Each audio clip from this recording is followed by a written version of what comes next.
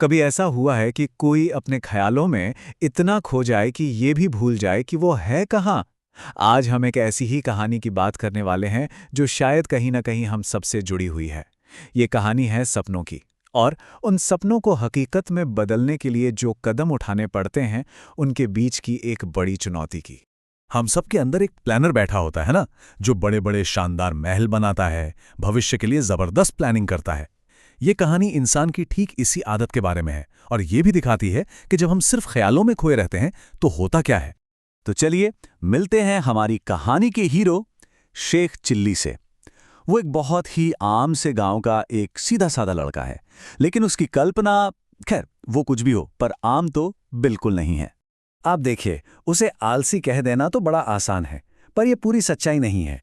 सच तो ये है कि वो अपने सपनों की दुनिया में इतना ज्यादा डूब जाता था कि उसके लिए असली दुनिया बस धुंधली सी हो जाती थी। और यहीं पर हम कहानी के दिल तक पहुंचते हैं। उसकी माँ के ये शब्द जो प्यार और चिंता से भरे हैं, वही पुरानी लड़ाई सामने लाते हैं जिससे हम सब कभी ना कभी जूझते हैं। बड़े बड़े सपने देखने और उन सपनों को सच करने के लिए जो मेहनत लगती है, उसके बीच की लड़ाई। तो होता यूं है कि हमारा ये ड्रीमर काम की तलाश में घर से निकलता है, और जैसा कि अक्सर कहानियों में होता है, किस्मत से एक मौका खुद ही सामने आ जाता है। एक ऐसा मौका जो शायद उसके सपनों की तरफ पहला कदम हो सकता था। जरा सोचिए, सीन कुछ ऐसा है। धूप वाला दिन, एक बड़े से बरगद के पेड़ की ठंडी छांव, और एक व्यापारी अपने सामान के साथ बैठा है। वो सामान है अंडों से भरी एक टोकरी। काम बिल्कुल सीधा सा था। इस टोकरी को सही सलामत अगले गांव पहुंचाना था। अब यहां पर एक इंटरेस्टिंग चीज होती है। शेख चिल्ली सिर्फ हां कहकर काम नहीं ले लेता, वो मोल भाव करता है। ये उसकी महत्वाकांक्षा की एक छोटी सी झलक है। एक पल के लिए यह दिखता है कि उसके सपनों के नीचे एक प्रैक्टिकल दिमाग भी काम कर रहा है। और बस यहीं से शुरू होता है वो किस्सा जिसके लिए शेख चिल्ली को जाना जाता है। जैसे ही वो टोकरी सिर पर रखकर अपनी यात्रा शुरू करता है, उसकी कल्पना भी उड़ान भरने लगती है। चलते चलते ही उसका दिमाग रॉकेट की तरह दौड़ने लगता है। उसे अब सिर्फ अंडे नहीं दिख रहे, उसे चूजे दिख रहे हैं, फिर मुर्गियां, फिर और बहुत सारे अंडे, फिर उसे एक डेयरी फार्म दिखता है, फिर कपड़ों की दुकान, फिर सोने चांदी का कारोबार। देखते ही देखते वो एक पूरा साम्राज्य खड़ा कर देता है। और ये सब शुरू कहां से होता है? सिर्फ उन 5 छोटे छोटे अंडों से। सिर्फ 5। ये नंबर याद रखिए। ये उसकी योजना की छोटी सी नाजुक सी बुनियाद है। लेकिन उसका सपना, वो तो आसमान जितना बड़ा है जिसकी कोई सीमा नहीं।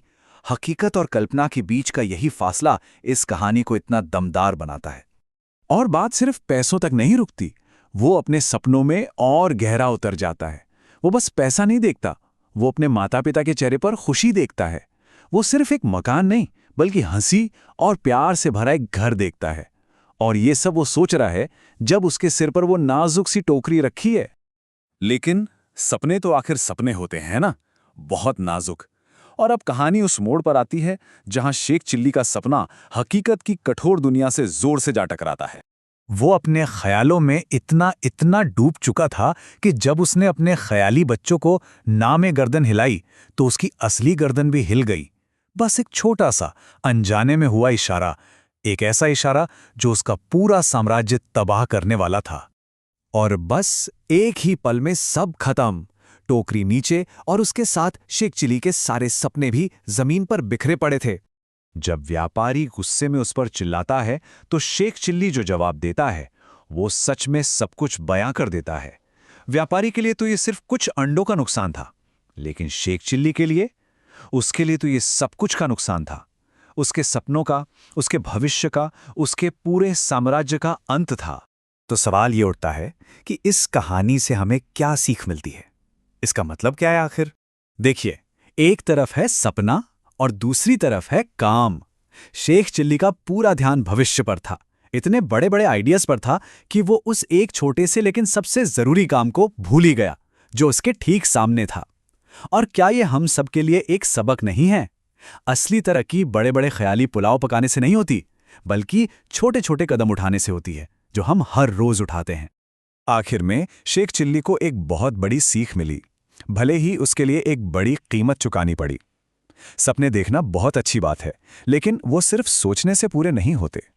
वो मेहनत से, लगन से और जो कान हाथ में है उस पर ध्यान देने से पूरे होते हैं। तो आखिर में एक सवाल खुद से पूछने वाला है। आज हम अपने सिर पर कौन सा अंडा लेकर चल रहे हैं? हमारी जिंदगी में वो कौन सा छोटा पर सबसे जरूरी काम है जिस पर ध्यान देने की जरूरत है? तो बड़े बड़े सपनों में खोने के बजाय क्यों ना उस एक काम पर ध्यान दिया जाए जो अभी हमारे सामने है, क्योंकि असली जादू तो वहीं से शुरू होता है।